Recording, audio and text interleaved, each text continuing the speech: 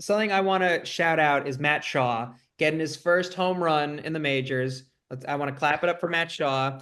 The Cubs have been doing not too bad. All right, calm down. The All Cubs right, whatever. haven't been doing too bad this opening season. What are your thoughts here, Brandon? They started off the year rough. The bullpen's still a bit of a disaster, but they've been playing great. They swept the Athletics. They should have swept the Padres, but the bullpen blew the game again. Uh, Damn you, Jed Hoyer, for not getting an actual effing closer this offseason. But it's just, I think that, I mean, Derek and I were talking about this earlier, but Kyle Tucker is so good. He's so good. Real deal. Yeah. Speaking, you want to talk about a guy who deserves $500 million?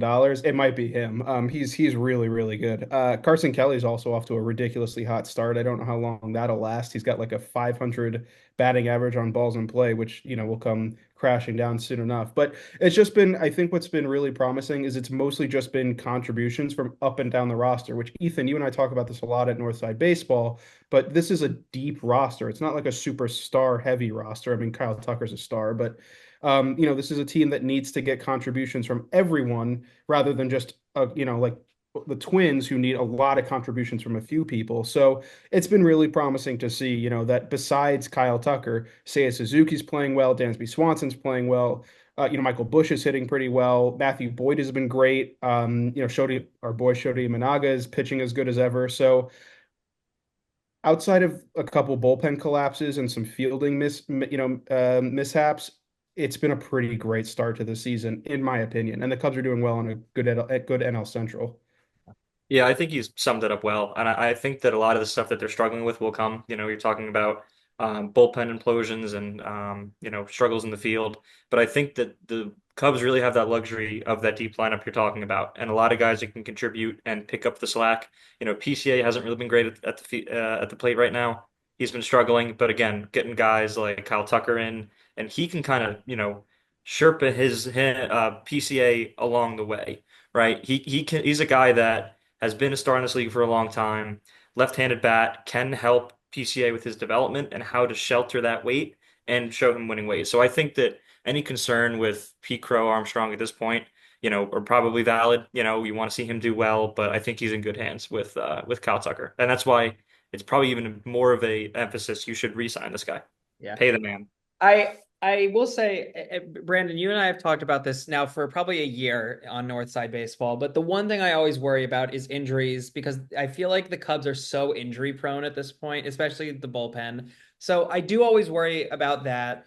But, we're again early on in the season, there's only been minor injuries in our bullpen so far. Again, we do kind of need to get things going a little bit with the bullpen. But besides that, again, like you said, we're looking pretty great. The one other thing that I'm looking forward to is that next weekend, as of this recording, the Cubs are playing the Dodgers. The last time they played the Dodgers, as everybody knows, was in Japan. Of course, the Dodgers just came off their World Series win, so of course we got swept.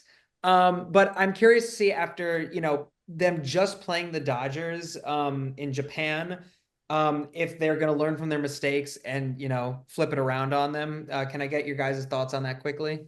Yeah, I think, I mean, I don't even think it was really mistakes. It's just the Dodgers are so good, although they proved to be fallible this weekend against the Phillies, and the Cubs beat the previously unbeaten Padres. So again, it's just the nature of a long season. So it's, again, teams like the Dodgers and the Padres and the Phillies and whoever else that they may play, especially in the next couple of weeks, because the April schedule is so brutal, it's just a good litmus test for a Cubs team that should win the NL Central. They should make the playoffs for the first time in like half a decade.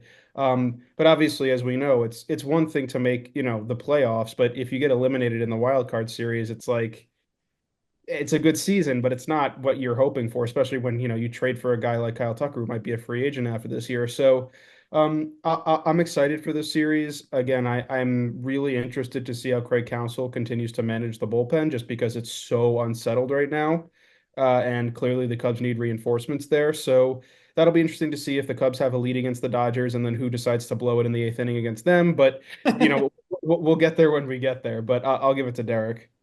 Yeah, Dodgers are so good. Like they're such a great team. They have so many weapons they can really get you. But again, it's a long season. You're not going to win 162.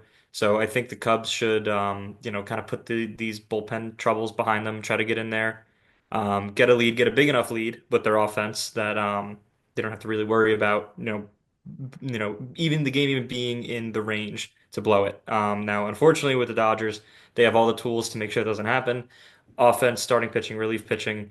But I think the key for the Cubs is really just play a simple game, right? Don't try to do too much up there. A lot of talented ball players. Just go out, play baseball. Don't really put too much pressure on.